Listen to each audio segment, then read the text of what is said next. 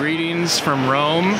This is Matt Gaspers, Managing Editor of Catholic Family News, and I'm here in the Eternal City with the Fatima Center and CFN to report on the 2018 Synod of Bishops, the theme of which is Young People, the Faith, and Vocational Discernment. We have been here. We arrived in Rome the morning, about midday on October 4th, the feast of St. Francis of Assisi. And today is Saturday, October 6th. So the Synod started on October 3rd. We're a few days into it. I've had a chance to attend some of the two of the press conferences thus far. And I want to share with you all some of my impressions, my reflections on what I've seen and heard thus far.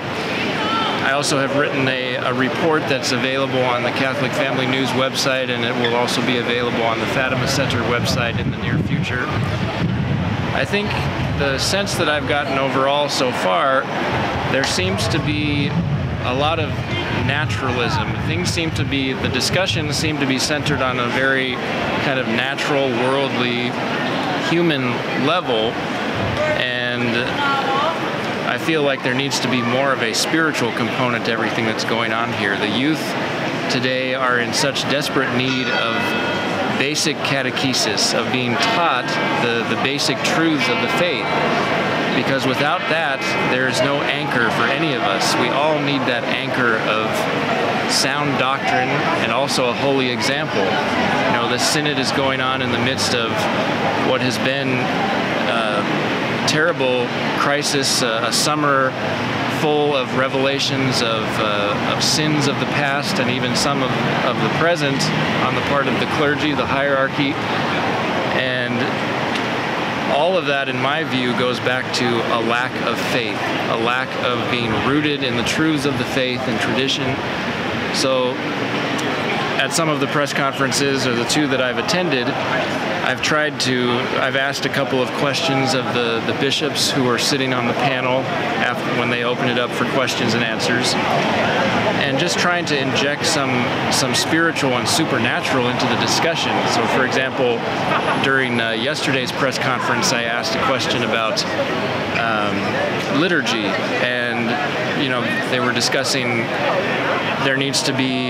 young people need to be engaged in the liturgy so that they're encountering the Lord in a meaningful way. And I brought up the fact that where I'm from, there's a great draw for young people to the traditional form of Mass, the traditional Latin Mass.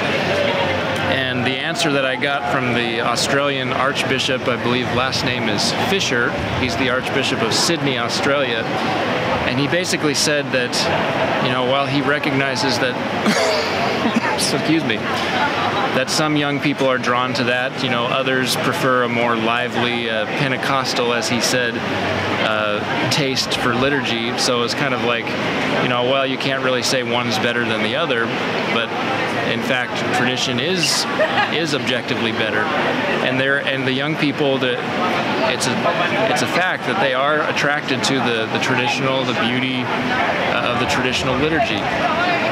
And then today I asked a question regarding devotion to Our Lady. Obviously we're here as members of Our Lady's Army of Advocates, and we want to promote her Fatima message.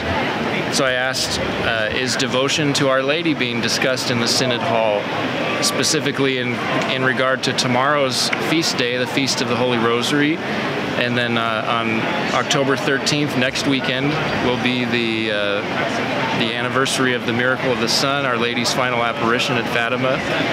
And the two prelates who answered, one I believe was Italian and the other African, they did have some nice things to say about, that devotion to Our Lady is very important. So I was glad that I was able to inject a little spiritual, supernatural topic into the discussion, which for the most part I found kind of mundane. So we're going to be shooting more of these video updates to keep you posted on what's going on here on the ground.